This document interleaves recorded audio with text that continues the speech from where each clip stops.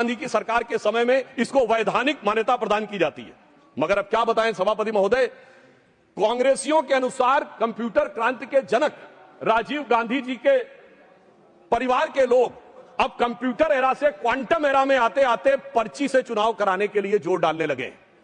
और यह भी मैं बताना चाहता हूं कि पर्ची के बारे में बहुत सारी चर्चाएं होती थी, कैसे बूथ कैप्चरिंग और मतपेटियां लुटती थी, वो एक अलग विषय है। परंतु मैं यह भी कहना चाहता हूं कि देश की संसद में कई बार चुनाव सुधार के लिए बड़े विधेयक पारित हुए, पर मैं उदाहरण देना चाहता हूं कैसे हुए। एक बार इंदिरा जी का चुनाव गलत सिद्ध हुआ तो सर रेट्रोस्पेक्टिवली चुनाव का सुधार कर दिया गया ताकि किसी भी अदालत का उस पर कोई प्रभाव न पड़े। फिर मैं याद दिलाना चाहता हूं सर, राजीव गांधी जी जब प्रधानमंत्री थे 1989 को उनका चुनाव हुआ अमेठी में, सर गोलियां चली, 21 लोगों पे एफआईआर हुई और उनके विरुद्ध कौन लड़ रहे थे? राजमोहन गांधी, महात्मा गांधी के पौत्र, और डॉक्टर संजय सिंह जो पूर्व केंद्रीय मंत्री थे, उनको इतनी गंभीर गोली लगी कि प्राणों का संकट उत्पन्न हो गया।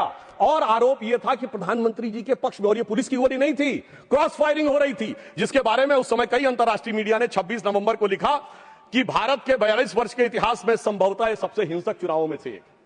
अब इसके बाद अब आइए साहब, इसके बाद हम आगे बढ़ते हैं तो वर्तमान यूपीए सरकार का दौर आता है। और उस समय बहुत से लोगों को यह तथ्य ध्यान नहीं होगा, वैसे तो नेहरू परिवार और बच्चन परिवार के बीच में बहुत मधुर संबंध थे, पर कभी कभी ज्यादा मिठास होने से डायबिटीज हो जाती है।